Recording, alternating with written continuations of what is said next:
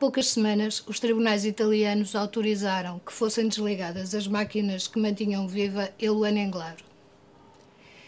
Depois da polémica que se seguiu e que todos conhecem, no dia 26 de março, o Parlamento italiano aprovou a possibilidade legal de testamentos vitais.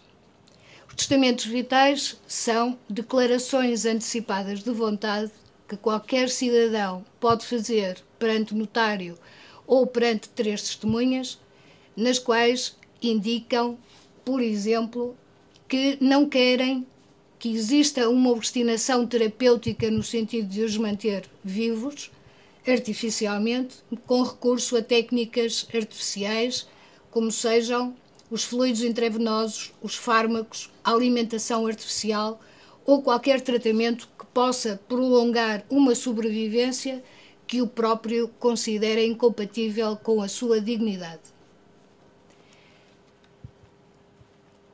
Sucede, portanto, que aquilo que foi possível ser decidido pelo Tribunal de Milão, hoje já seria completamente impossível, porque, face a esta nova lei aprovada pelo Parlamento italiano, o desligar das máquinas de suporte vital de Eluana constituiria puro e simples homicídio, caindo, portanto, sob a alçada da lei penal.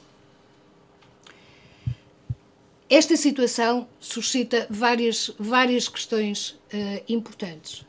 A primeira, que creio que nos suscitará a todos enquanto pessoas, é qual é o limite da autonomia da nossa vontade sobre a nossa própria vida. Isto é, sabemos que no mundo civilizado, pelo menos na maioria dos países ocidentais, por mais horrendo que seja o crime que possamos cometer, não podemos ser condenados à morte. Mas pode o Estado condenar-nos a viver? E esta é uma questão que me parece essencial.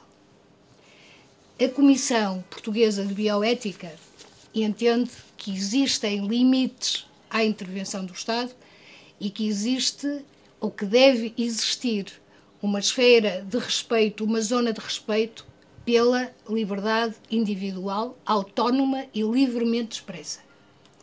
É por isso que nas recomendações que foram feitas em maio de 2008 se diz claramente: no quadro de uma doença irreversível e terminal, as ordens de não reanimar são eticamente legítimas se as manobras de reanimação forem claramente desproporcionadas. E diz mais, no ponto 10, a legalização das diretivas antecipadas de vontade seria um importante vetor de afirmação dos direitos individuais, nomeadamente dos doentes terminais, reforçando o sentimento de autocontrolo e de independência face às intervenções médicas não desejadas.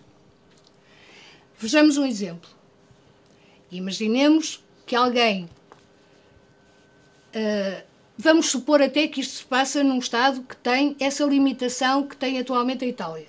Isto é, um cidadão pode recusar que lhe seja administrado um fármaco, mas não pode recusar que lhe seja retirada a alimentação e a hidratação. Imaginemos que num Estado que tem esta lei, um cidadão é obrigado, por força do serviço militar obrigatório, a prestar serviço numa zona de guerra. E que nessa zona de guerra ele é atingido e fica numa condição vegetativa irreversível. Vamos supor que esta pessoa teve o cuidado de expressar por escrito a sua vontade de recusar qualquer suporte de vida artificial. Qual seria a situação em concreto?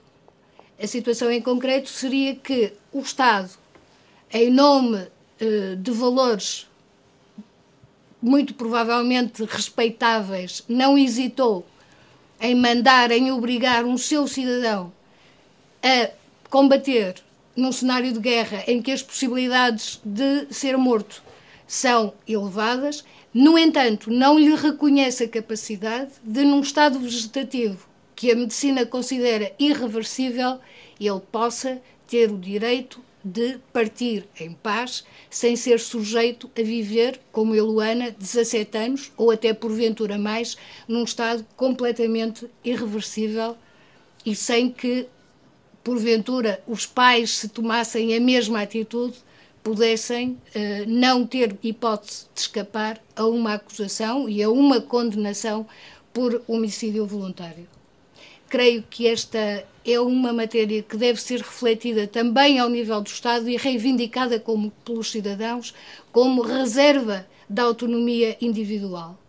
A existência da separação de poderes entre o Estado e a Igreja, qualquer Igreja de qualquer confissão, tem de significar um acréscimo de liberdade para os cidadãos, no sentido que essa reserva seja uma reserva de consciência e seja o reconhecimento coletivo de que existem zonas invioláveis de vontade que, desde que claramente expressa, não pode deixar de ser respeitada por todos.